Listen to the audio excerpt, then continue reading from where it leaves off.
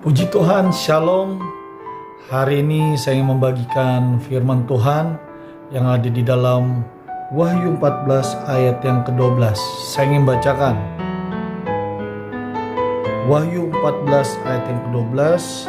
Yang penting di sini ialah ketekunan orang-orang kudus yang menuruti perintah Allah dan iman kepada Yesus.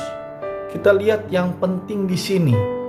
Maksudnya yang penting di sini bagaimana saudara-saudara semuanya, murid-murid Tuhan, yang penting di sini di akhir dari akhir zaman, di akhir dari hari-hari penentuan ini, kita sebagai anak-anak Tuhan harus yang namanya ketekunan orang-orang kudus. Ketekunan dalam apa? Ketekunan dalam membangun keintiman kita kepada Tuhan. Ketekunan itu bukan hanya sekedar rutin.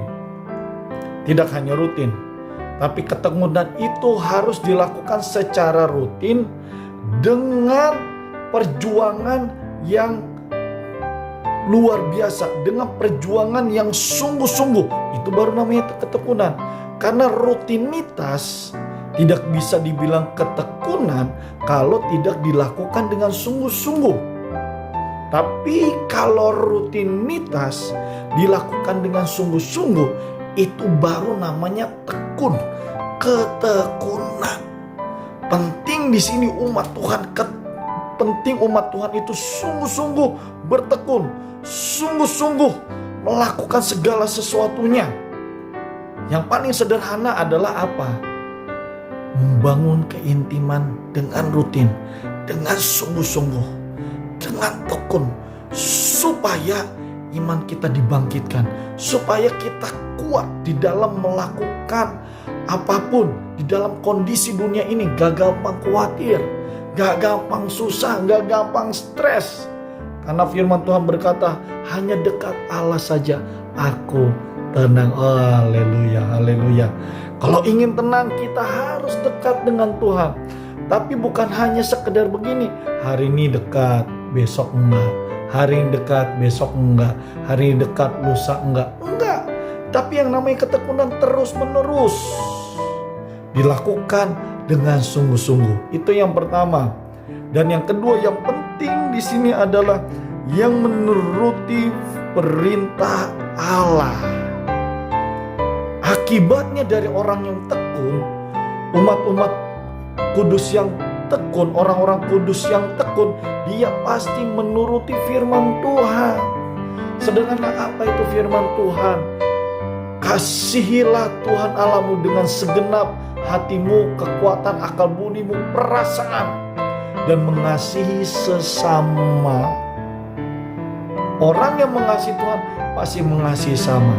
Turuti firman Tuhan, kasihi sesama. Jangan ada yang namanya kesal lagi sama seseorang, sama keadaan, kecewa.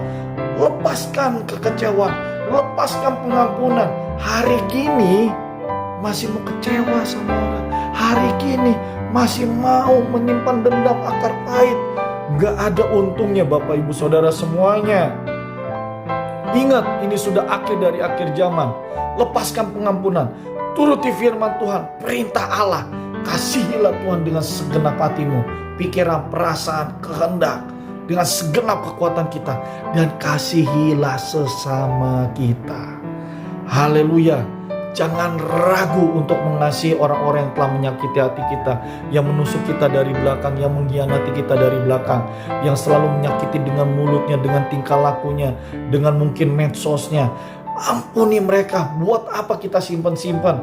Buat apa kita simpan-simpan kesalahan pemimpin, kesalahan orang lain, orang tua, saudara kita, tetangga kita? Lepaskan pengampunan, lepaskan pengampunan, supaya hati kita damai sejahtera. Amin, haleluya. Dan yang ketiga, dan iman kepada Yesus. Akibat dari orang yang tekun, akibat orang yang menuruti firman Tuhan, dia memiliki iman yang kuat teguh kepada Tuhan Yesus. Gak mudah goyah. Sekalipun kelaparan, dia tidak mudah goyah. Sekalipun mengalami proses nanti dari akhir zaman ini ada penderitaan yang luar biasa. Yang kita mungkin secara manusia nggak tahan, tapi ada Roh Kudus yang menguatkan. Iman kita harus tetap kuat. Bapak Ibu Saudara semuanya, mari jangan sampai iman kita goyah kepada Yesus. Tetap fokusnya, bukan iman kepada siapa-siapa. Dibilang iman kepada Yesus.